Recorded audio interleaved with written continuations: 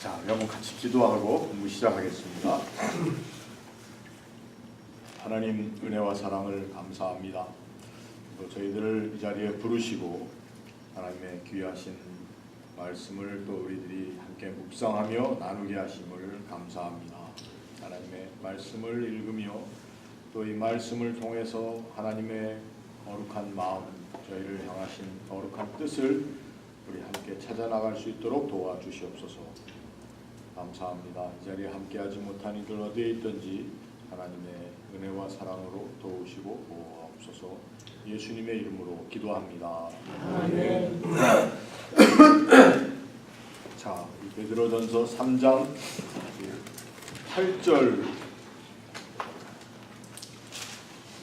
8절로부터 한번 다시 읽어보도록 하겠습니다. 3장 8절로부터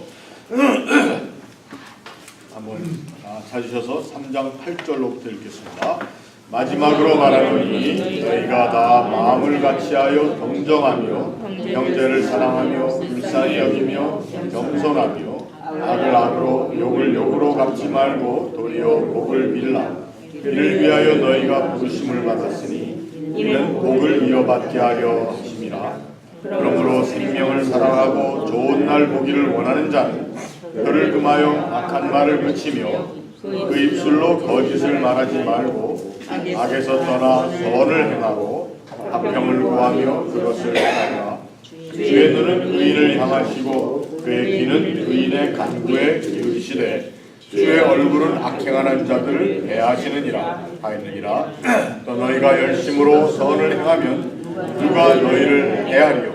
그러나 의를 위하여 고난을 받으면 복 있는 자니 그들이 두려워하는 것을 두려워하지 말며 근심하지 말고 너희 마음에 그리스도를 주로 삼아 거룩하게 하고 너희 속에 있는 소망에 관한 이유를 묻는 자에게는 대답할 것을 항상 준비하되 온유와 두려움으로 하고 선한 양심을 가지라. 이는 그리스도 안에 있는 너희의 선행을 욕하는 자들로 그 비방하는 일에 부끄러움을 당하게 하려 함이라.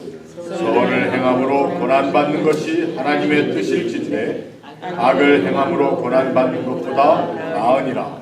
그리스도께서도 단번에 죄를 위하여 죽으사 의인으로서 불의한 자를 대신하셨으니 이는 우리를 하나님 앞으로 인도하려 하심이라. 육체로는 죽임을 당하시고 영으로는 살리심을 받으셨으니 그가 또한 영으로 가서 옥에 있는 영들에게 선포하심이라. 그들은 전에 노아의 날 방주를 준비할 동안 하나님이 오래 참고 기다리실 때 복종하지 아니하던 자들이라. 방주에서 물로 말미암아 구원을 얻은 자가 몇 명뿐이니 겨우 8명이라. 물은 예수 그리스도께서 부활하심으로 말미암아 이제 너희를 구원하는 편이 곧 세례라.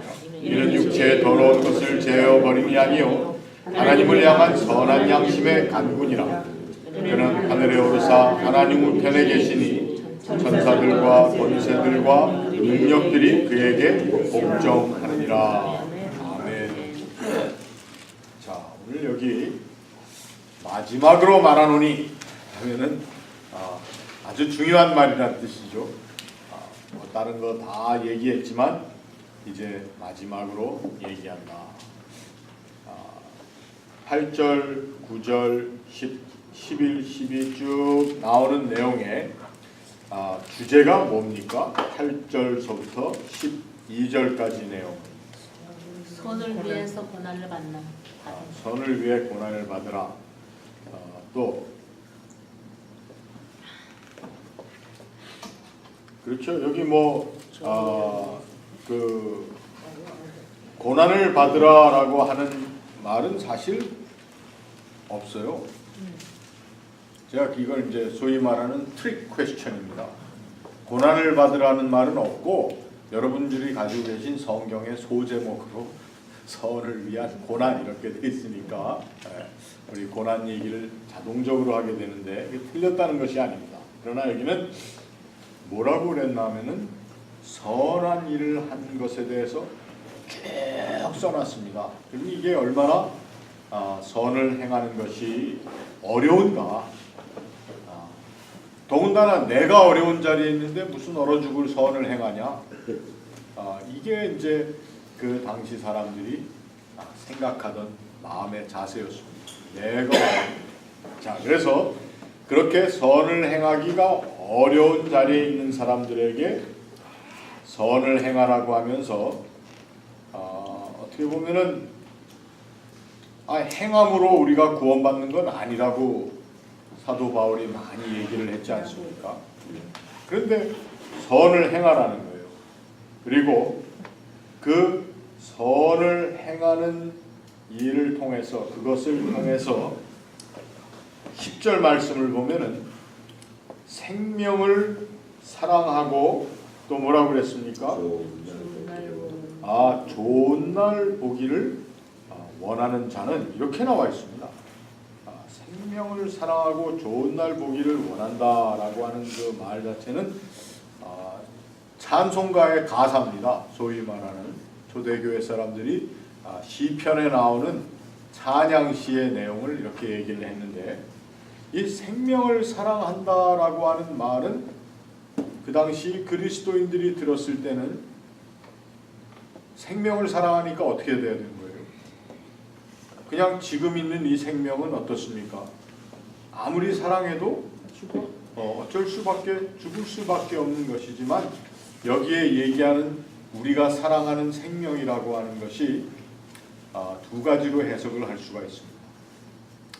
이 생명이라고 하는 것을 여러분, 우리가 사는 것만 생명이라고 생각하면은 이게 이제 보통 사람들이랑 똑같이 생각하는 거고, 우리가 사랑하는 생명이라고 하는 것은 첫 번째로, 물론 내 생명, 그 생명 다 생명에 다 주인이 있다고 그러지만, 우리가 사랑하는 생명은 어떻게 보면 공동체의 운명, 공동체의 생명을 사랑이라고 얘기할 수가 있습니다. 그래서 요즘은 좀 이렇게 맛이 가가지고 허튼 소리를 빵빵하는 시인 김지하 시인이 그 옛날에 정신이 말짱할 때는 이 생명 공동체라고 하는 말을 그 사람이 많이 썼습니다. 그 사람 캐톨릭 신자 아닙니까? 그런데 생명 공동체라는 것이 뒤집어서 얘기해서 공동체의 생명, 그 사람은 나라와 민족에 대해서 얘기를 했고, 또 나중에는 제가 이름이 생각이 안 나네요. 노벨 문학상을 받은 일본 작가 가오바다 야스나 아니요, 무슨 이누에 제가 이름은 그 사람과 김지아라고 하는 사람이 뭘 얘기했냐면 동아시아 생명공동체라 해가지고 그 아시아에 있는 모든 나라들이 어떻게 보면은 운명을 같이 하는 그러한 걸 해야 된다는 아주 레디컬한 그 주장을 한 적이 있습니다. 물론 그 김지아라고 하는 사람은 그때부터 뭔가 이렇게 튀는 이야기를 많이 하고 그런 것이 있었지만, 그 생명 공동체라고 하는 얘기를 보면은 굉장히 기독교적인 이야기입니다. 우리의 생명이라고 하는 것이 서로에게 다 연관이 되어 있습니다. 왜? 고린도전서에서 바울도 그렇게 얘기하지 않습니까? 한 지체가 고난을 받으면 다른 지체도 고난을 받습니다.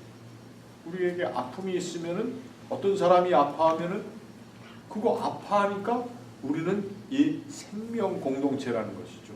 그래서 생명을 사랑한다라고 하는 첫 번째 의미는 나 혼자 살고 싶어서 하는 사랑으로 절대 이해하지를 마시라는 거예요. 그러니까 너 한번 이 다음에 구원받아서 너 혼자 오래 살기 원하면은 선하게 살아라. 이건 굉장히 어떻게 보면 그렇게 기독교적인 해석이 못 됩니다. 여기에 생명을 사랑하고 좋은 날 보기를 원하는 자. 그러니까 첫 번째로는 이 생명을 사랑한다는 것을 내 생명을 사랑해서 내가 구원받기, 이런 해석으로만 치닫지 말자. 이것이 이제 제가 여러분들에게 제안하는 바입니다. 이 말씀을 읽을 때. 그래서 그렇다면 두 번째 해석은 뭐냐? 그 생명을 사랑한다라고 하는 말은 그 다음이 이제 이 생명이라고 하는 것이 내가 영원한 삶을 누릴 수 있는 사람 되어가는 거죠. 생명을 사랑한다. 그래서 하나는 공동체적인 해석을 우리가 할 수 있어야 된다. 그리고 두 번째는 좀 더 다가올 날 미래 내가 영원한 삶을 맞을 준비를 하는 그러한 내 생명이 사랑받을 만한 생명이 돼야 돼. 이렇게 되어가기 원하는 사람들. 그래서 그러한 사람들이 좋은 날 보기를 원한다는 말도 두 가지로 해석을 할 수가 있는 거예요. 이 좋은 날은 정말 하나님 앞에 우리가 서게 되는 그 하나님 집에 가게 되는 그러한 좋은 날, 나 한 사람의 이야기이기도 하지만 생명을 사랑하고 좋은 날이라고 하는 것을 미래지향적으로만 해석하지 말고 정말 우리가 생명의 공동체, 하나님의 교회, 믿는 사람들의 모임 이러한 것으로 그 날들이 얼마나 좋냐. 그래서 제가 이 말씀을 드리려고 오늘 아까 시작을 우리 이렇게 같이 모여서 하나님의 말씀을 배우고 듣고 또 이렇게 나누는 자리가 얼마나 이게 좋은 날입니까? 모르겠습니다. 저 혼자만 좋은지. 좋아요. 이렇게 우리가 함께 할 수 주님의 날, Sunday, The Lord's Day, 주의 날 얼마나 좋습니까? 그 날이. 그래서 좋아서 모이는 거죠. 그러니까 제가 저 나름대로 이렇게 좀 고민하면서 하는 것 중에 하나가 뭔가 하면은 그냥 막 나오라고 모이자고. 성경에는 모이기를 힘쓰라고 했지만 좋지 않은 걸 억지로 나와서 뭐 이렇게 있으라고 그러면 그것처럼 괴로운 게 어디 있습니까? 자기 마음하고 자기 행동하고 이게 이렇게 밸런스가 안 맞는데, 그리고 그 맞지 않는 밸런스를 우리가 얼마나 영물인데 다 알지 않습니까? 그러니까 여기에 나와 있는 좋은 날에 대한 이야기도 역시 그 소아시아에 흩어져 있는 그 디아스포라 그리스도인들이 정말 공동체를 이루어 나가는 것이 얼마나 귀중하고 좋은 것인데 이걸 못 이루게 하는 조건들이 바로 뭐라는 겁니까? 그 사람들이 당하고 있는, 이렇게 힌트를 당하고 있는까지 드렸는데도 그렇죠. 협박 가운데 있고 모자람 가운데 있고 이러는 것 때문에 이 생명 사랑하는 일을 게을리하고 그 다음에 정말 그 좋은 날을 보는 그리고 좋은 날 보는 연습. 우리 성찬을 뭐라고 그러는 줄 아십니까? 우리 장로교회에서 예전을 얘기할 때 성찬을 리허설이다 이렇게 얘기합니다. 메시아닉 뱅퀴트, 메시아 향연의 예행 연습이다 이렇게 얘기합니다. 우리 하나님 나라에 가서 그 잔치에 다 참여하고, 그래서 이제는 여러분 대충 딸딸딸딸 외시죠? 우리 성찬식 때 하는 기도 내용들. 그게 뭡니까? 주께서 준비해 놓으신 이유가 그 좋은 날 보기를 원하는 사람들, 그 좋은 날에 잔치하는 것을 예행 연습을 또 하는 것이죠. 저기 누구의 발자국일까요? 알아맞혀 보십시오. 무거운 사람이죠. 아니 우리 어사들 오늘 아들이 온다 해서 아무것도 안 했는데 그거는 아닐 것 같고 무거운 사람이 아니죠. 무거운 분이 아닌데. 네, 어서 오세요.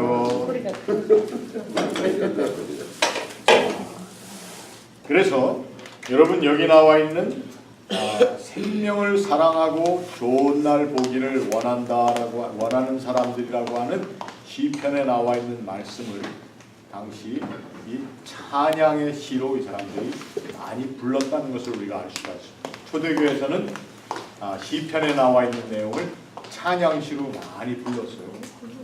그리고 신앙 고백적인 시는 제가 이미 말씀드렸습니다.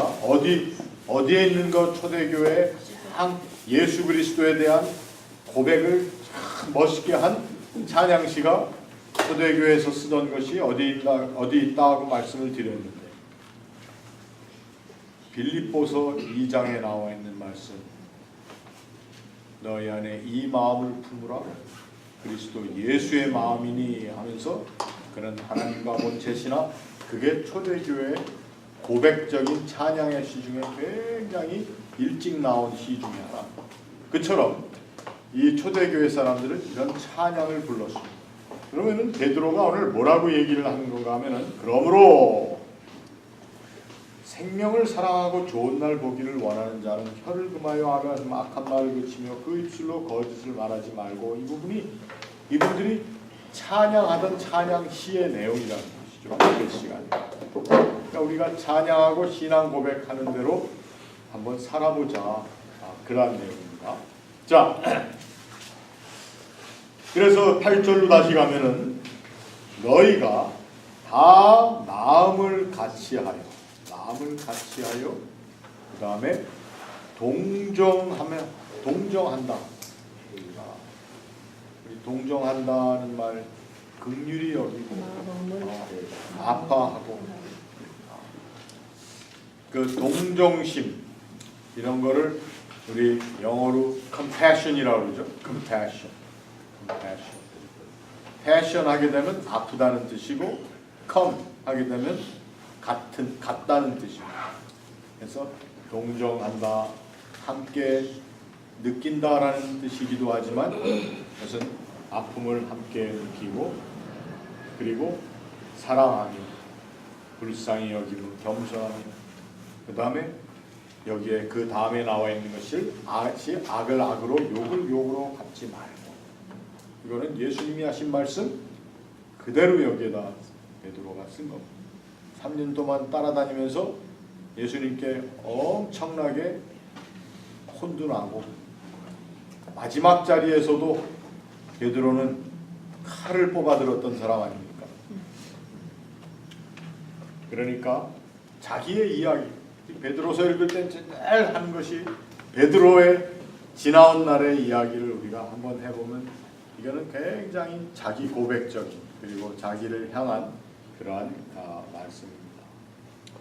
도리어 복을 빌라. 자, 그리고 9절에 나와 있는 말씀을 우리 한번 생각해 보겠습니다. 너희가 이걸 위해서 부르심을 받았다. 당신들의 소명, 부르심을 받았다는 게 소명 아닙니까? 당신들의 소명이 뭐라고요? 8절 9절에 나와 있는 모든 말씀.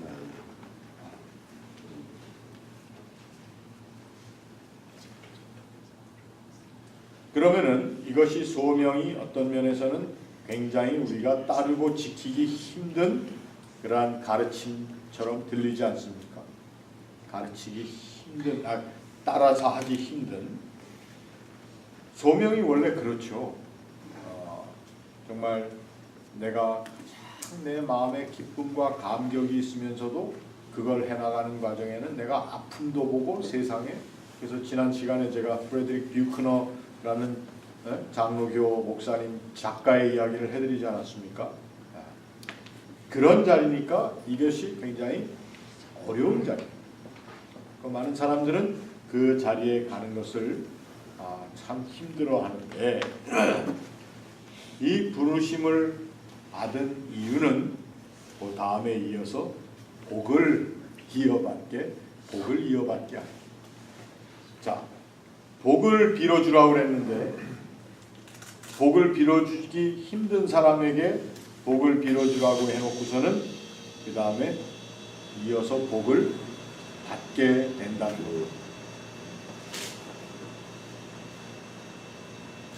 마태복음 5장으로부터 쭉 나와 있는 산상수훈의 내용은, 그 내용이 뭡니까?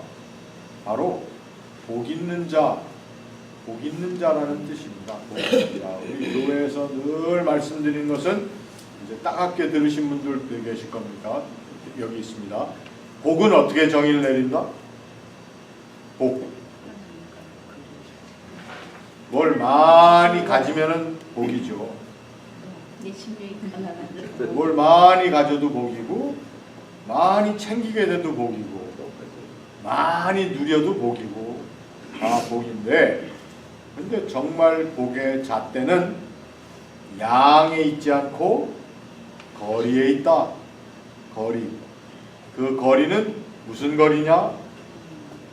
내가 하나님과 얼마나 갇혀 있는가. 이게 바로 그 복의 잣대가 되어야 된다는 거죠. 그래서 내가 악을 악으로 갚고 욕을 욕으로 갚으면 갚을수록 하나님과 나와의 거리가 멀어진다. 제가 이렇게 좀 카운셀링도 하고 이렇게 하는 어떤 분이 자기가 너무 증오하는 어떤 사람을 증오하고 자꾸 싸움하고 이러다 보니까 어느 날 자기가 엄청나게 망가져 있더라. 엄청나게 망가져 있더라. 막 독서를 뿜고 마음으로 이렇게 하니까 그래서 내가 이렇게 망가져서는 안 되겠구나 하는 자각이 들었대. 여러분, 사람이 망가졌다는 건 뭘 얘기합니까? 하나님이 아무리 끌어당겨서 갇혀 있게 하려고 해도 자꾸 멀어서 자기 자신을 거기서 테이크 어웨이 하는 게 이게 망가지는 거죠, 사실. 그래서 여기에 나와 있는 내용은 복을 이어받는다. 정말 우리가 하나님께서 주시는 복을 누리는 방법 중에 하나는 우리가 복을 빌어주며 내가 나 스스로 망가질 찬스들을 자꾸 없애나가는. 예수님께서 우리 보고 너희는 다 돌을 잘 닦아서 선인들이 되라. 이렇게 해서 원수 갚지 말아라. 내 뺨을 치면은 다른 뺨도 돌려대라. 이걸 우리가 도 닦는 거로만 생각하면은 사실 어려운 일인데요. 거꾸로 생각해서 이거는 내가 하나님 앞에서 복을 누릴 만한 망가지지 않는 존재로 내가 살도록 주께서 이끌어 주시는 교훈이라고 이렇게 생각을 하는 게 좋습니다. 우리가 무슨 도 닦으려고 예수 믿는 거 아니잖아. 네? 도인 되고 싶은 분 계세요 여기? 하루로 들어요. 오늘은 도 사는 사람 같았어. 주들이 다 시에 나와. 자, 이러한 삶을 사는 것에 그 자리에 우리를 하나님이 보내셨다. 그리고 거기로 부르셔서 이제는 우리로 하여금 다시 10절 말씀으로 가서 어떤 사람이 되라고요? 생명을 사랑하고 좋은 날 보기 원하는 사람이 되라.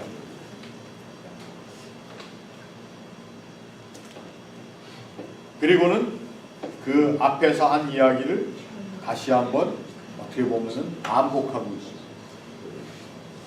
그 옛날 사람들은요, 요즘도 그런 걸 웅변 학원 이런 데서 가르치지만 이 수사학을 굉장히 중시했습니다. 옛 사람들은 수사학, 남한테 말을 해서 잘 알려지도록 말을 잘 알아먹을 수 있도록 말을 하고 신빙성 있게 얘기를 해야 되는 그 수사학이 굉장히 유행했습니다. 특히 지중해 연안에서 그리스를 중심으로 해가지고, 그래서 아리스토텔레스라고 하는 우리가 아는 철학자라고 하지만 그 사람은 Art of Rhetoric이라고 하는 수사학의 예술이라고 하는 고전의 책을 썼습니다. 이거는 고전 헬라어를 공부하는 사람들은 이걸 한 번씩 읽어봅니다. 근데 그 사람으로 하여금 신빙성을 가지고 듣게 하는데 아주 심플한 것 중에 하나가 한 번 얘기한 걸 포인트를 꽉 눌러주고 다시 한 번 얘기합니다. 우리는 그게 패턴인 줄 모르고 우리 종종 많이 써먹습니다. 뭐 이런저런 얘기를 해서 자기 포인트를 한번 딱 얘기한 다음에 알아먹었는지 안 먹었는지 그 한 얘기를 앞에 있는 걸 한번 다시 반복한단 말입니다. 그래서 이걸 한번 다시 항해한다. 그래서 우리 전에 성경 공부 같이 하신 분들도 들으셨겠지만 탈린드롬이다 뭐 이런 말을 씁니다. 탈린, 다시 드롬, 항해한다. 그래서 드론 그런 뜻에서 나온 단어입니다. 탈린드롬이에요. 그래서 다시 항해한다. 여기 포인트는 오늘 우리가 읽은 8절로부터 11절의 말씀을 보면은 사실 그 포인트가 생명을 사랑하고 좋은 날 보기를 원하는 사람으로 부름받았다는 걸 얘기하면서 그런 사람들은 어떻게 하라고요? 마음을 같이하여 동정하며 사랑하며 불쌍히 여기며 겸손하고 악을 악으로 욕을 욕으로 갚지 말고 복을 빌라. 그리고는 하나님께서는 이러한 생명을 사랑하고 좋은 날 보기 원하는 사람들이 되도록 했기 때문에 혀를 금하여 악한 말을 그치고 입술로 거짓말하지 말고 악에서 떠나 선을 행하고 화평을 구하며 그것을 따르라. 그러니까 포인트는 중가운데 딱 박아놨습니다. 성경을 읽을 때 이렇게 한 단락을 읽으면서 이런 것들을 찾아내시면은 잊어버리지 않죠. 자, 그러니까 오늘 사도 베드로의 포인트는 너희가 어렵다고 해서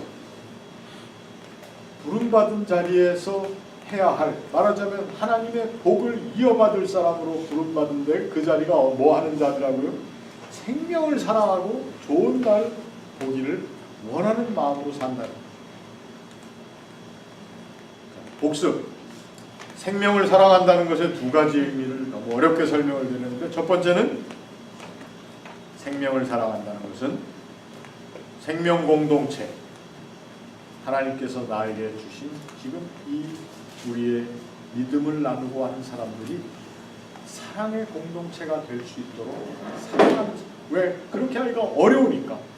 내가 지금 모자라고, 내가 지금 감옥에 끌려가게 생겼고, 내 자식이 핍박을 얻고, 내 부모가 다 난린데 내가 무슨 이런 말 할 때에 그래도 그 생명 공동체를 사랑합니다. 왜? 그 자리에 그리스도의 생명이 인쳐 있지 않습니까? 두 번째로는 이것은 이제 내가 한 개인으로서의 생명을 얘기합니다. 하나님께서 나에게 주신 이 영원한 생명을 내가 누리고 보존할 수 있는 사람으로서 하나님 앞에 서게 될 때, 자, 좋은 날은 뭐라고 그랬습니까? 첫 번째는 좋은 날, 화요일, 주일, 이렇게 모인 좋은 날 아니에요. 좋은 날. 하나님께서 우리와 교제하시고 우리가 그 안에서 교제하는 그 좋은 날을 우리가 봐야 됩니다. 좋은 날 하나 없이 맹숭맹숭하게 그냥 예수 믿으면서 나는 그 예수를 믿어도 꼭 왜 우리가 주일날 교회를 가야 됩니까? 이런 사람들 들어보셨죠? 저 푸른 초원에도 갈 수 있고 산 높고 물 좋은 정자 세워놓은 데 가서 우리가 자연 가운데 하나님을 만날 수도 있고, 아니 다 좋아요. 근데 그날이 좋은 이유는 나 혼자 좋은 게 아니라 공동체로서의 우리가 좋음이 있어요. 그리고 또 그 좋은 날은 정말 우리가 그리스도를 만나는 날, 하나님 보좌 앞에 서게 되는 날, 얼마나 기쁜 날입니다. 그래서 이런 걸 사모하는 사람들이면 이렇게 하십시오. 굉장히 사도 베드로는 자기의 마음 가운데 예수 그리스도께서 자기들을 데리고 다니시면서 가르치시고 야단도 치시고 하면서 그 제자들의 공동체 가운데 있었던 자신들의 연약하고 부족하고 다 깨닫지 못해서 우왕좌왕하던 모습도 봤지만, 아이 그거 좋지 않으면 누가 3년을 쫓아다니겠습니까? 그 자기 교회 공동체가 그렇게 시작이 됩니다. 자, 그래서 12절 마지막 절을 한번 또 읽어보고 다루고 한번 보겠습니다. 물론 악에서 떠나 선을 행하고 화평을 구하며 그것을 따르라. 그 다음에 12절에 주의 눈은 의인을 향하시고 그의 귀는 의인의 간구에 기울이시되 주의 얼굴은 악행하는 자들을 대하시느니라. 대한다는 말은 주님께서 그 얼굴을 좋게 대하시는 게 아니라는 뜻입니다. 우리 민수기에 보면은 아론의 대제사장적인 기도가 민수기에 나와 있죠. 거기 보면은 여호와께서는 그 얼굴빛을 너희에게 비추시기를 원한다. 그거와 다 반대의 이야기입니다. 자, 그러니까 악한 자들의 그 모든 일을 주님께서는 기뻐하지 않으시고 바라보시는데 그거를 대적하신다는 그러한 의미가 여기에 있는 대하시느니라 그런 뜻입니다. 자, 하나님께서는 의인을 향해 눈을 들어주시고 또 귀를 기울이시니까 기도를 들어주시고 또 자, 그래서 민수기를 한번 우리 같이 읽어보면서 그러한 뜻은 아니고 하나님께서는 복을 내려주실 때 아론의 제사장적인 축복을 우리가 한번 찾아보겠습니다. 민수기서 6장에 보면은 민수기 6장 22절로부터 한번 읽어보겠습니다. 구약 204페이지.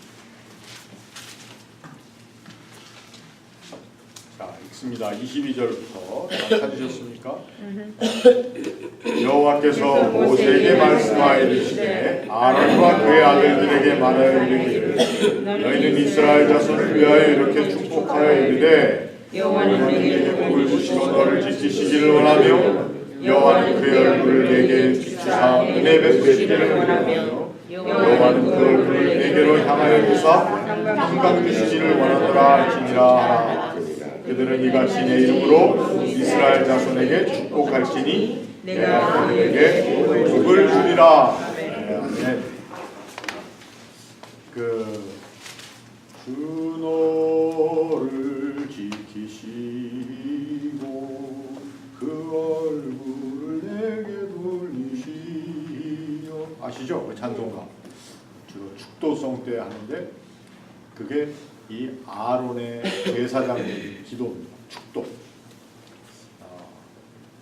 어떤 신학교를 갓 졸업한 젊은 목사님이 한국 목사님인데 쭉 축도를 이제는 우리 주 예수 그리스도의 은혜와 이걸로 하다가 한번 이걸로 싹 바꿔봤어요. 왜? 이것도 축도니까. 이것도 제사장적인 축복의 기도니까 이렇게 했다가 그냥 그 젊은 목사님들이 그냥 장로님들한테 불려가가지고 혼났어요. 왜 이런 엉뚱한 기도를 목사님이 하시냐? 정통에서 위배되지 않냐고. 전통적인 것은 고린도후서에 나와 있는 그 기도를 하는 거죠. 그런데 이것도 굉장히 귀한 기도입니다. 제사장적인 축복의 기도. 그 내용을 보니까 뭐라고 그랬습니까? 전부 얼굴을 내게 비추시고 얼굴을 내게로 향하여 드사. 이게 복입니다. 복. 그런데 오늘 우리가 읽은 악한 사람들에게는 어떻게 한다고요? 악한 사람들에게는 뭐라고 그랬습니까? 얼굴을 악행하는 자들을 향하여 대하신다라는 말은 대한다는 게 그렇게 바라본다는 것이 아니고 그걸 대적하신다. 참 미국 사람들이 누구한테 얘기하다가 싸늘한 표정을 지을 때 그거를 딱 한 글자로 뭐라고 그러는지 아시나요? look, look이라고 해요. look이 명사예요. that look. 그러면은 그 얼굴만 보면 기분이 그냥 팍 잡치고 이렇게 하라고. 왜 가끔 그런 거 해보신 적 있으시죠? 마음에 안 드는 사람한테 아니 말은 안 하고 그냥 얼굴 색을 그냥 아주 이상하게 해가지고 그 사람이 보면 기분 나쁘게 그런 거 있잖아. 조금색을 말도 해요. Look at me. 그런 뜻에서 룩이 아니고 이건 이 바라보는 표정 자체가 더럽다는 얘기입니다. 그래서 that look 그러면은 아유 저 얼굴 지겨워 뭐 이런 뜻이에요. 하나님께서 오늘 여기 베드로전서 3장에 나와 있는 악한 사람들에게 주시는 눈은 그 얼굴은 look입니다. look. 그 look. 정말 하나님이 싫어하십니다. 하나님이 대놓고 하나님께서 대놓고 나 행복하지 않다 이렇게 하시는 그 얼굴. 그러니까 얼마나 하나님의 얼굴이 그렇게 우리를 대적하는 얼굴로 다가온다면 얼마나 무섭고 얼마나 이제 죄송합니다. 저희가 해야 돼요. 이제 또 영레이디 대신에 영맨 서비스. 자, 우리 거기까지 하고 이제 13절로 또 넘어가 보겠습니다. 그 12절까지 하는데 혹시 좀 질문, 카멘 그런 게 있으십니까? 우리 공동회 할 때처럼 하나, 둘, 셋 하고 넘어갑니다. 자, 13절. 너희가 열심으로 선을 행하면 누가 너희를 해하겠느냐. 근데 이게 사실은 이 말씀을 듣는 사람들 근데 금방 듣는 그 순간에는 이게 받아들여지지 않을 수도 있는 말입니다. 이 세상에는 선을 행하면서도 해함을 받는 사람들이, 어려운 일 당하는 사람들이 있잖아. 그럴 때 다시 어디로 가는 겁니까? 열심으로 선을 행하는 사람들은 어떻게 한다고요? 주의 눈이 바라보고 주의 귀가 들으시지 않느냐. 그 리마인드해서 우리가 선을 행하다가 어려운 일을 당한다 할 때에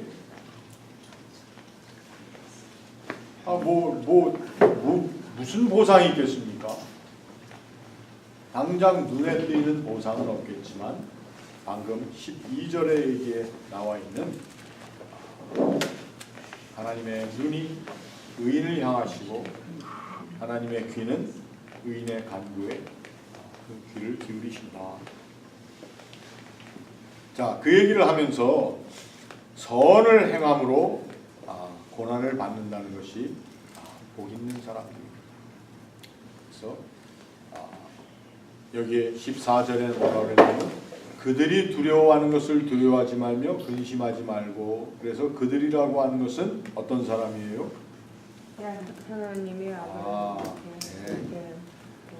해하는 사람이라기보다는 이것은 누구를 얘기하는가 하면은 그것이 두려워서 선을 행하지 못하는 사람. 그러니까 좀 길게 처음으로 가서 얘기하면 배교하는 사람들, 또는 삶의 형편이 어렵다고 해서 자신들의 삶에 그리스도인으로서의 본분을 소홀히 하는 사람들이, 소홀히 하는 이유가 뭐 때문에? 두려움 때문이랍니다.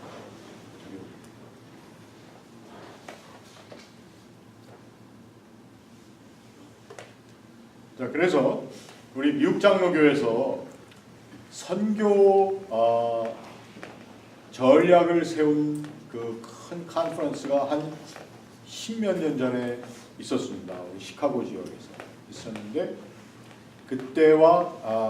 그때의 주제를 세계교회협의회에서 주제로 내걸었던 이 세상에서의 두려움을 퇴치하는 것, 이 세상의 두려움을 퇴치하는 것이 그때 한 30여 년 전에 세계 교회 협의회에서 주제로 나왔던 것을 그대로 우리가 어답트를 했습니다. 그래서 선교 정책이 무엇이냐? 여기에는 이제 좀 문제도 많이 있었어요. 선교 정책이 예수 그리스도의 사랑을 전하고 구원을 선포하는 것이 선교 정책이 되어진 장로교회는 두려움의 퇴치가 이게 무슨 니네들이 사회단체야? 이런 비판도 받았습니다.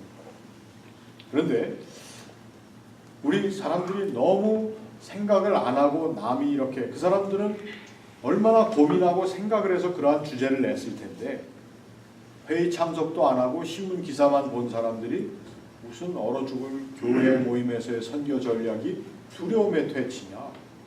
예수는 예수 글자도 안 보이고, 근데 잘 보면 예수 그리스도께서 원하시는 것은 뭡니까? 내가 너희에게 평안을 주는, 이 세상이 알지 못하는 평안을 주시기 원하시는 게 예수님이 원하시는 거거든요. 근데 이 세상에는 두려움이 너무 많다는 거예요. 전쟁으로부터의 두려움, 자연재해로부터의 두려움, 또 이데올로기의 전쟁으로 인한 두려움, 테러, 두려움이 얼마나 많습니까? 있는 사람들은 뭘 두려워해요? 이 시스템이 갑자기 바뀌어버리면은 내가 가지고 있던 거 누리던 게 화폐개혁 때문에 어떻게 토지개혁? 그거 토지개혁 화폐개혁 때문에 우리 한국에서 당한 사람들이 얼마나 많습니까? 그러니까 그런 변혁에 대한 것도 두려움. 그러니까 우리 인류들이 대부분 가지고 있는 것이 두려움의 문제야. 질병으로부터 빈곤 이런 거 보면 다 두려움의 문제예요. 그래서 그 두려움 때문에 사람들이 많이 생각하는 것 하나가 그 두려움으로부터의 자기 피신. 그래서 심지어는 기독교 신앙도 그러한 두려움으로부터의 피신으로만 생각하는 사람들이 많다는 거예요. 근데 베드로는 그 두려움으로 인해서 자기 도피를 하기에 딱 안성맞춤이고 그게 정당화될 수 있는 이 흩어져 있는 그리스도인들에게 그런 두려움에 사로잡히는 사람이 되지 마십시오. 하나님만 두려워하면 돼. 다른 거 하나님을 신뢰하는 그 하나님이 어떤 하나님이라고? 우리의 눈으로 우리를 보시고 귀로 들으시는. 그러니까 두려움 때문에 우리가 그 두려움으로 인해서 디피트를 당하면 안 된다. 거기에 지면 안 된다. 굉장히 절박한 상황이었던 것이 틀림없습니다. 자, 그러면 그 두려움에 사로잡힌 사람들이 두려워하는 두려움과 근심에 여러분들이 묶이거나 그렇게 연루되지 마십시오. 15절에 마음에 그리스도를 주로 삼아 거룩하게 한다고 한 것이 우리의 마음에 그리스도를 absolute authority, 가장 근본적인 우리를 다스리시는 분이라고 고백합니다. 어떠한 두려움도 주님이 계시면은 그것을 우리가 이길 수 있습니다. 그래서 복음서에 나온 그 풍랑이 있는 호수, 바다와 같은 호수 한 가운데서의 모습은 바로 누구의 모습인가 하면 우리의 모습입니다. 왜? 배물이 차고 바람이 세지고 흔들리고 그러니까 두려웠잖아요. 두려워하는데 주님께서 하신 말씀이 뭡니까? 내니 두려워 말라. 내니 두려워 말라. 그래서 마음의 그리스도를 주로 삼은 사람들이 거룩한 사람. 그리고 거룩한 사람은 주님께서 약속하신 약속의 말씀. 내 눈은 너희를 바라보고 내 귀는 너희의 간구를 듣고 내 얼굴은 악한 자들을 가만 놔두지 않는다. 주님의 공의에 우리가 확실한 신뢰를 둬야 된다. 그러면은 우리가 거룩한 삶을 살 수가 있습니다. 그것이 거룩입니다.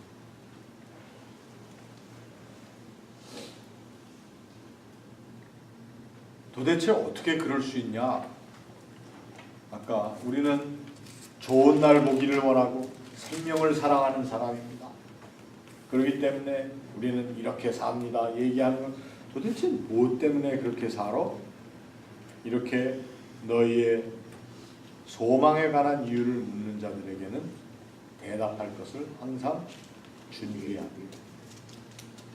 대신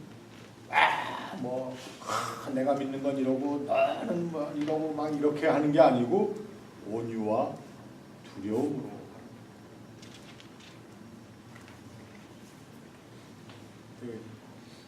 어떤 사람이 며칠 전입니다. 여기 장로님 한 분도 같이 계셨는데 전도 책자를 가져와 가지고 여기 장로님이고 목사랬는데도 전도를 해야 된다. 전도를 해야 된다. 그냥 눈을 똑바로 뜨고 그냥 뭐라 그랬더니 그 정말 교회가 다 교회인가요? 뭐 이러면서 자기 것만 교회. 영원한 교회. 이름이 영원한 교회. 그게 사실은 우리가 전도할 때도 여기에 나와 있는 온유와 두려움으로 해야 됩니다. 온유함과 두려움이라고 하는 것 자체는 아까 얘기한 그 두려움이 아닙니다. 그것은 우리가 누구를 두려워하느냐, 정말 나를 보고 계시는 하나님께서 어떻게 생각하시는가. 나의 말하는 건 내 간구도 들으시지만 내가 하는 말, 내가 설교하는 거, 같이 공부할 때 이렇게 얘기하는 거 다 들으시는 하나님이십니다. 그래서 소망에 관한 이유를 묻는 자에게 대답할 것을 오늘 한번 여지껏 공부한 것을 중심으로 해서 어떻게 대답을 하시겠습니까? 도대체 왜 이렇게 담대하고 소망 가운데 사느냐 물어보면 성령님이 다 가르쳐 주실 거라 믿고 네. 이렇게 마음을 온유하고 이렇게 두려운 마음으로 그냥 깊이 생각해서 말씀을 그래도 얘기를 해야지 되겠죠? 뭐라고 얘기하시겠어요? 아주 간단하게. 고난 받는 것도 하나님의 뜻인데 나중에 더 좋은 것을 주시는 것이다. 기쁨으로 네. 아니 그러니까 순수하게 그냥 내가 소망하는 것, 내가 믿고 있는 것을 얘기를 하는 겁니다. 뭐이 소망에 관해서 소망에 관한 이유를 묻는 사람들이 종종은 오늘 여기 본문에 나와 있는 것은 사실은 오늘처럼 우리 전도할 때 뭐라고 얘기하겠느냐 그러한 뜻이라기보다는 굉장히 어그레시브한 질문을 얘기합니다. 너 그리스도이냐? 그때 핍박 가운데 있는 사람들한테 어떻게 예수를 어떻게 믿게 됐어? 이렇게 물어보겠습니까? 도대체 뭔데 니들이 말이야 이상한 거 믿으면서 이 난리를 떠는 거야? 지금 당장 아니라고 얘기하고 그러면 봐줄게. 근데 고집하면은 저기 사자밥으로 만들어 버릴 거야. 여러분 여기에 나와 있는 질문이 너희에게 소망에 관한 이유를 묻는 자에게 대답한다라고 하는 것이 자기 신앙 고백을 해야할 수밖에 없는 그러한 자리에 있을 때에 그러한 것이 어떤 대적하고 그냥 저 못된 것들 이렇게 하는 마음으로 하지 말라. 초대교회의 상황입니다. 핍박 가운데 있는 교인들이 집회 가서 이러한 신앙의 고백을 해야 할 경우에 반드시 담대하게 항상 할 준비가 돼 있어요. 대신 그렇다고 해서 무슨 저항하듯이 반항하듯이 이렇게 하는 것이 아니다라는 걸 얘기합니다. 오늘 형편으로 다시 해석을 하면 이제 우리가 전도할 때 어떤 사람이 너 뭘 그렇게 좋다고 교회를 열심히 다니냐? 그때 그냥 뭐 같이 공부하고 그런 게 좋아서 그래. 이렇게만 하지 말고 뭔가 우리가 얘기할 것이 내가 무엇을 소망하기에 그리스도의 몸된 교회에 내가 일원이 되었는가?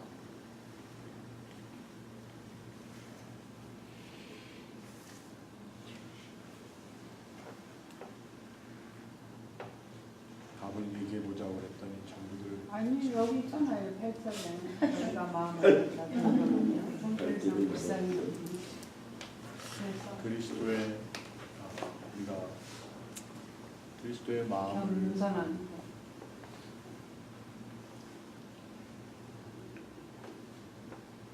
그리고 선한 양심을 가지라. 이제 넘어가겠습니다. 16절로 사람이 힘들다고 해서 그 양심을 팔아먹는다든지 이렇게 굽이 행하면 안 되는 것이다. 선한 양심. 그래서 16절에 그리스도 안에 있는 너희의 선행을 욕하는 자들로 그 비방하는 일에 부끄러움을 당한다. 모든 일을 할 때 선행에 필요한 것은 선한 의도와 선한 양심으로 해야 됩니다. 우리가 좋은 일을 하더라도 물론 사도 바울은 좋은 일을 경쟁으로 하는 이들에게도 또 다 옳다 이렇게 얘기를 했습니다. 그러나 무슨 교회 생활이나 무엇이 어떤 꼭 컴페티션, 또 자기의 크레딧 빌딩 이런 것을 위해서만 해서는 안 되겠죠. 우리가 내가 어떤 모티베이션을 가지고 그리스도인으로서의 삶을 사는가, 그것도 하나의 우리 소망의 이유라고 볼 수가 있습니다. 그래서 그들의 비방하는 일에 부끄러움 당하지 않는다. 이 믿지 아니하는 사람이 비방하는 비방의 내용은 사실은 늘 한 가지입니다. 그리스도인들이 겉다르고 속다르다. 옛날이나 지금이나 똑같은 그 크리티시즘을 받는 거죠. 근데 우리가 우리의 마음으로 여기에 선한 양심을 가지고 일을 해야 된다. 선을 행함으로 고난받는 것이 하나님의 뜻이지 악을 행함으로 고난받는 것, 악을 행했으니까 당연히 고난받는 선을 행함으로. 그래서 이제 예를 그리스도께서 단번에 죄를 위하여 죽으사 의인으로 불의한 자를 대신하셨으니 그 이유는 그리스도의 그 선한 일이 우리로 하여금 하나님 앞으로 인도하는 큰 목적과 모티베이션이 있었다는 것입니다.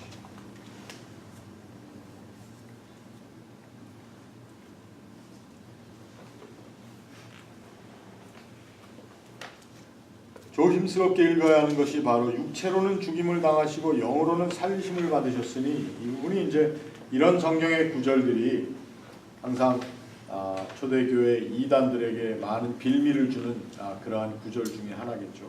그렇죠? 육체로는 죽이심을 당하셨어요. 그래서 몸이 다 죽고 그랬는데 영으로는 살리심을 받았으니까 어떻게 얘기하는 걸 잘못 들으면 육체로는 살리심을 못 받은 것처럼 들릴 수도 있지 않습니까? 그런데 포인트는 육체와 영의 문제가 아니라 그분이 영으로 살리심을 받게 된 이유가 무엇인가 하면은 19절에 영으로 가서 옥에 있는 영들에게 선포하시니라. 옥에 있는 영들이 누굴까요? 지옥이 중요해요. 저 지옥에 있는 영들. 그래서 음부에 들어가 있는 영들에게도 선포하신다. 어떻게? 왜 선포를 하시느냐? 그래서 이러한 개념 때문에 사도신경이 다른 버전에는 장사한 지 사흘 만에 그 죽은 자 가운데서 살아나시고 바로 그 사이에 뭐가 있냐면은 He died and he descended into hell. 그 부분이 있는데 이게 예수님이 어떻게 지옥에 내려가시냐. 그래서 그걸 많이 뺀 경향이 교회 가운데 있었습니다. 그래서 오늘 전통적인 교회에서 이걸 많이 빼죠. 그런데 그 초대교회 사람들의 개념에 의하면은 예수께서 그 저 밑에 음부에 있는 자들에게까지도 내려가셔서 그들을 구원하시기 위한 일을 하신 것처럼 이제 얘기를 하는데 이게 바로 그겁니다. 옥에 있는 영들에게 선포하신다.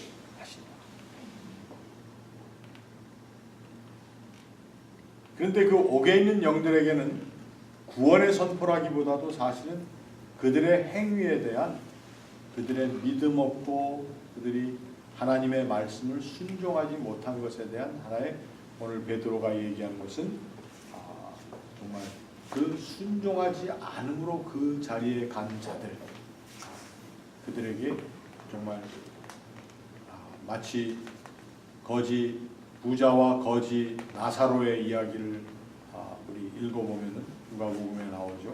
거지와 부자 나사로의 이야기의 포인트는 뭡니까? 부자는 죽어서 지옥에 갔고 나사로는 죽어서 아브라함 품에 안겼는데 그 부자가 간구한 내용이 뭡니까? 가서 자기 형제들. 혀에 많이 손끝에 자기 남은 오지만 형제들에게도 오지 않게. 않도록 좀 얘기를 해달라고 이제 간구하는 거 아니겠습니까?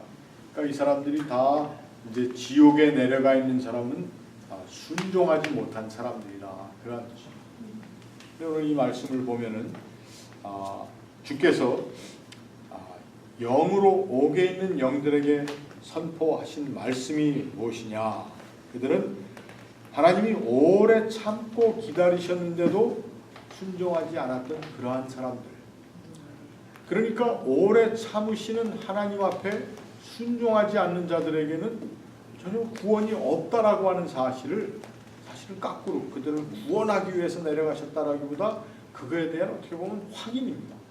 근데 어떤 교회에서는 특히 캐톨릭 교회 같은 데서는 그 옥에 있는 자들을 연옥이라고 하는 장소를 하나 마련해서 거기에서 죄를 다 털어낼 수 있는 기회를 한번 준다는 거죠. 연옥의 개념이 바로 그런 겁니다.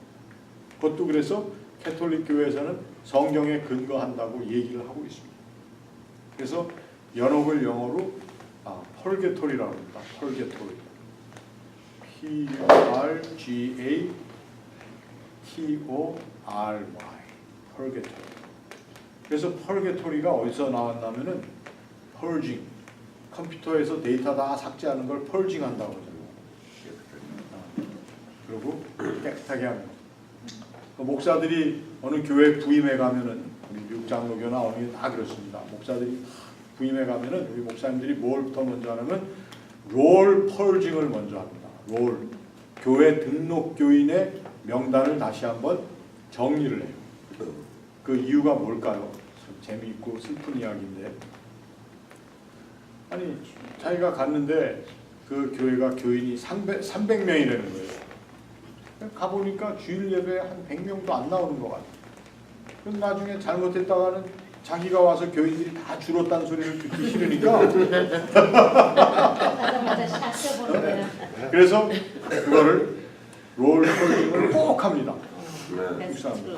그래야 되겠네. 롤 펄징을 자기가 가면은 그냥 교인 명부 쫙 해가지고 당회록에다 딱 올려요. 세례교인 몇 명, 뭐 몇 명. 이거밖에 안 된다. 그래서 이제 털어낸다는 뜻에서 펄징을 한다고 이게 펄게토리라는 말이 연옥이라는 말이 거기서 나왔어요. 사람을 떨궈내는 게 아니라 그 사람이 살면서 하나님 말씀 순종하지 않고 지은 모든 죄들을 펄징해 줍니다. 그 펄게토리가 있는 동안 그 펄징할 수 있도록 그 사람이 해서 하면 안 되기 때문에 누가 하도록 했느냐? 살아있는 남은 사람들이 교회다 헌금도 하고 선행도 하고 뭐 이렇게 함으로 죄를 펄징해 줘. 이제 제가 뭐 제대로 다 아니 근데 캐톨릭에서는 그렇게 생각해요. 도집사님 다른 형분이 작년에 돌아가셨는데 이거는 갑자기 가셨어요.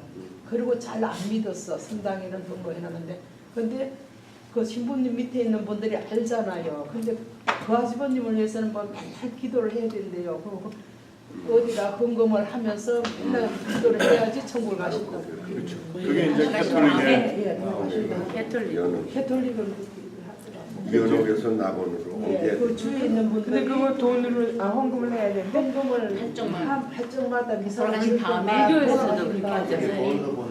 그러니까 우리 도집사는 아니다 이거야. 그만 그건 아니지. 보내는 거 봐. 근데 이번에 돌아가신 분은 돌아가신 믿음이 데가 철저하시고 뭔데 그래야 그 사람 위해서 기도해 준다. 면제도 돈 내야 샀어. 그래서 근데 목사님, 저는 이 19절에서 언제나 이것은 성경적이 아닐 수도 있어요. 이순신 장군은 우리 민족이 전 민족이 존경하는 인물, 나라를 구했어요.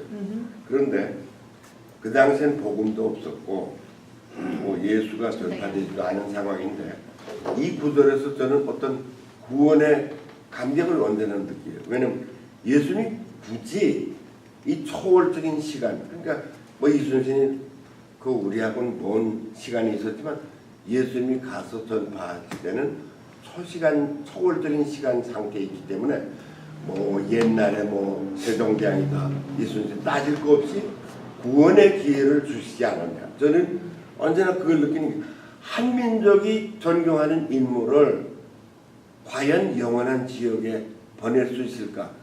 그거는 우리로서는 성경에서는 발견할 수 없고 하나님만이 아는 비밀이 아닐까.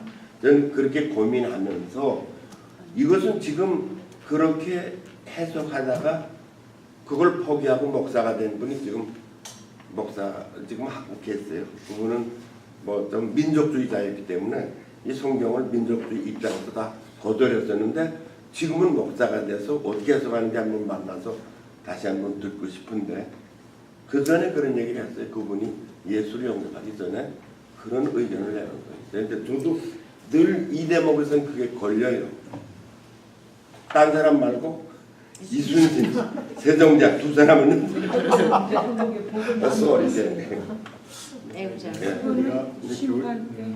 교리적으로 물론 우리가 다 이제 쉬운 교리적인 설명으로는 정말 복음을 들은 사람 또 복음을 접하고 그 복음을 거절한 사람, 그러나 그 복음을 듣지 못한 사람들은 어떻게 하느냐, 그 사람들에게는 그들의 행위대로 심판이 따른다. 예, 그런 말씀이 있으니까요.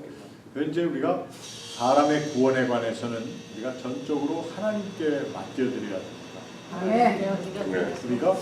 우리가 이 사람은 구원받을 거다, 못 받을 거다, 뭐 이렇게 우리가 할 수 있는 거는 정말 아무것도 없고, 또 집사님처럼 이렇게 참 마음에 안타까움이 있어서 순신이 형님하고 도움이 돼요. 대왕님하고 세종대왕님, 형님, 큰형님하고 나근형님.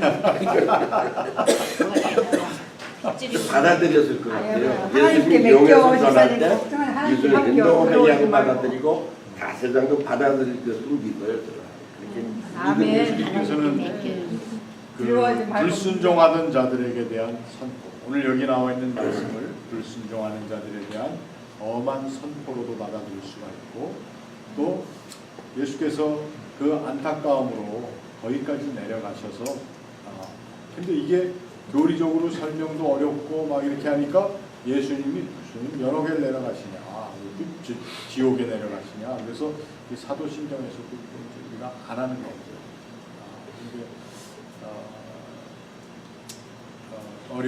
어려운 내용이죠.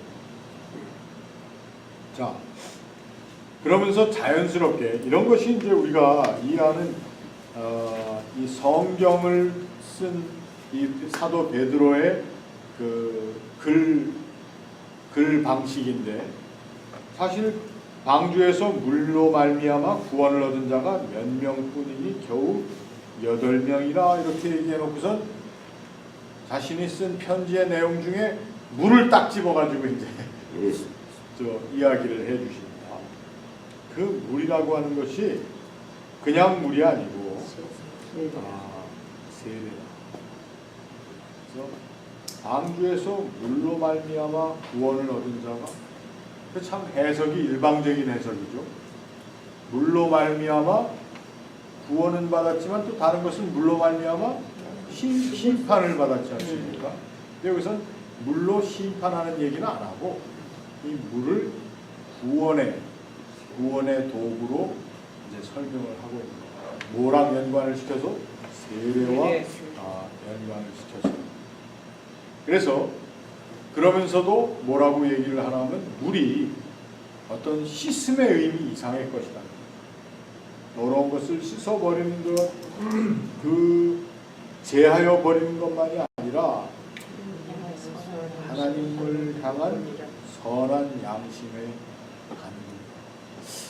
참 이게 번역이 어렵고 그런 내용. 말이 어려워. 자, 네?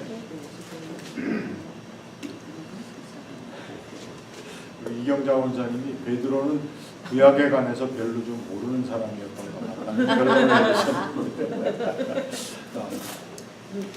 베드로에게 있어서는 제가 여러분이 말씀드렸죠. 성경이 쓰여질 당시에 오늘날처럼 이 성경 말씀이 이 인터넷이나 이런 걸로 readily available하고 오늘처럼 책으로 이렇게 나와 있던 때가 아닙니다. 그렇기 때문에 뭐 권사님 말씀이 틀린 게 아니에요. 아무리 주님을 잘 따르고 교회 지도자라 하더라도 어떤 특별한 부분은 더군다나 90년대에 돼서야 구약이라고 하는 성경이 주후 90년, 100년 그때에 성경으로 집대성이 됐기 때문에 이걸 성경에 우리가 가지고 있는 것처럼 쫙 몇 페이지에 가면 있습니다. 몇 페이지에 무슨 이런 것은 아니었다는 거죠. 자, 그래서 이 베드로는 이 편지를 쓰면서 첫 번째는 물을 구원의 에이전트로 해석을 했습니다. 그리고 그걸 통해서 세례에 대해서 얘기를 하며 이 세례라고 하는 것이 그냥 죄 씻음의 여기 더러운 것을 제하여 버림이 아니오 라기보다도 사실 더러운 것을 제하여 버리는 것뿐만 아니라 이걸 제하여 버리는 걸 부정한다는 것보다도 그것뿐만 아니라 이제는 그것보다도 더 중요한 것이 뭐냐 하면은 하나님을 향한 선한 양심의 간구다. 그 양심이 어디에 시작된 양심입니까? 16절에 앞에 갔던 얘기입니다. 선한 양심. 그 선한 양심으로 우리가 그리스도인의 삶을 살아야 될 그렇게 되기를 바라는 것이니까 저는 이 해석이 굉장히 오늘날 세례받는 사람들에게 도움이 되는 해석이라고 저는 생각을 합니다. 왜? 많은 사람들이 세례를 받으면 그것으로 모든 것이 확실하게 끝난 걸로 생각해요. 이제는 세례 받았으니까 땡! 그렇지 않으면 세례를 어떻게 받냐 이거. 그래서 제가 꽤 오래전에 세례 공부를 시키는데 시킨다 그러니까 죄송합니다. 세례 공부를 같이 하는데 한 젊은 사람이 목사님 저는 이제 이번에 세례를 받으면서 결심을 하나 했습니다. 그래서 세례를 받으면서 뭘 하기로 했냐? 담배를 끊기로 했어요. 세례를 받으면서. 그래서 제가 좋습니다. 잘하셨습니다.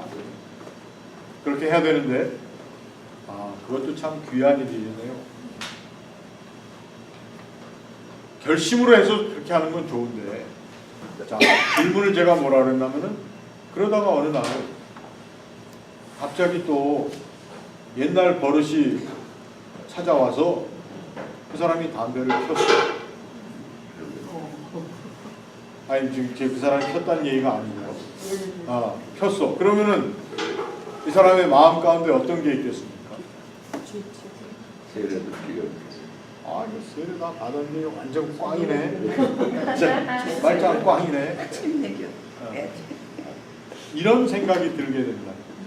그러니까 자기를 어떤 세례라고 하는 것이 딱 자기를 가두어주는 하나의 그 바운더리가 돼서는 안 되고 오늘 본문을 보니까 이 세례라고 하는 것을 딱 죄사함 딱 끝났다라고 하는 그러한 의미보다는 선한 양심, 하나님을 향한 선한 양심의 간구라는 어떻게 보면은 원함과 바람과 진행이 계속되는 그것이 이 세례. 그래서 우리 장로교 개혁교회 신앙 가운데는 세례는 하나님께서 기뻐하시는 새로운 삶의 여정 그 시작이다. 이것이 세례라고 가르칩니다. 세례가 딱 구원을 받았다라고 하는 어떤 확정 지어주는 딱 못을 박아주는 자리가 사실은 아닙니다. 그래서 종종 퀘스천이 나옵니다. 세례 안 받은 사람에게도 구원이 있습니까? 구원이 있습니다. 대신 세례 받는 것은 그 구원이 우리에게 비저블하게 가시적으로 나에게 다가오고 나만 볼 뿐만 아니라 우리 회중이 교인들이 다 같이 그 세례에 동참하는 하나님께서 주신 새 생명 그 시작됨에 우리가 함께 발을 맞춰 나갑니다 하는 이런 걸 얘기합니다. 그래서 여기에 하나님을 향한 선한 양심의 간구라고 하는 것은 이 사람들이 핍박 가운데 있기 때문에 실패할 수도 있고 또 정말 믿음의 길에서 떨어져 나갈 때도 있지만 그러나 이 예수 그리스도의 영으로 말미암아 선포되어지고 또 그들에게 증거되는 이 모든 구원은 이 세례라고 하는 것을 통해서 결론 지어진 것이 아니라 이제 이 세례받은 자의 삶으로서 지속적인 우리의 양심이 무뎌질 때는 회개하고 또 양심이 범죄하였을 때 그걸 가지고 하나님 앞에 고민하고 이렇게 할 수 있는 이 과정이 되어야 된다라고 하는 이야기입니다. 그래서 이러한 예수 그리스도께서 이러한 일을 위해서 우리 가운데 오셨다가 하늘에 오르사 하나님 우편에 계시는데 그분이 이렇게 우리에게 내려준 우리에게 주어진 이 구원의 길과 감격과 이런 것 또 그 구원의 절대적인 권세를 가지신 그분은 얼마나 귀한 분이냐. 천사들과 권세들과 능력이 다 그에게 복종하는데 우리가 왜 잠시 이 세상의 권세들에게 위협을 당하고 두려워하고 또 우리가 왜 내가 잠시 실패한 것 가지고 망했다라고 하냐. 굉장히 격려하는 말씀으로 이제 이 3장 마지막을 끝내는 거예요. 그러고 나서 다시 이제 얘기는 우리에게 돌아오는 질문은 우리가 그러면은 이 소망에 관한 우리 속에 있는 소망에 관한 이유를 누가 물으면 오늘 우리가 함께 공부한 내용을 통해서 한마디씩은 우리가 할 수 있어야 되지 않겠느냐. 서로 되돌아오는 굉장히 거짓된 입술 하루 종일 싫어하니까 그 아나니아 삽비라 그 사건 때문에 굉장히 강조하고 아니에요. 그래서 우리 아나니아 거짓말 거짓을 말하지 말고 진실하게 아니 속이는 일이잖아요.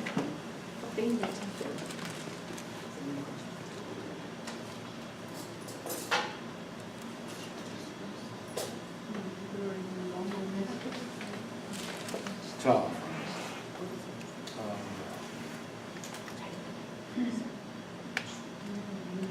오늘 이 세례에 대한 얘기를 우리가 사실 좀 더 해보면 좋은데요. 다음에 한번 또 기회를 가지도록 하고 이 중요한 포인트를 제가 말씀드린 겁니다. 세례가 내가 어떤 준비가 물론 세례 준비를 공부가 있지 않습니까?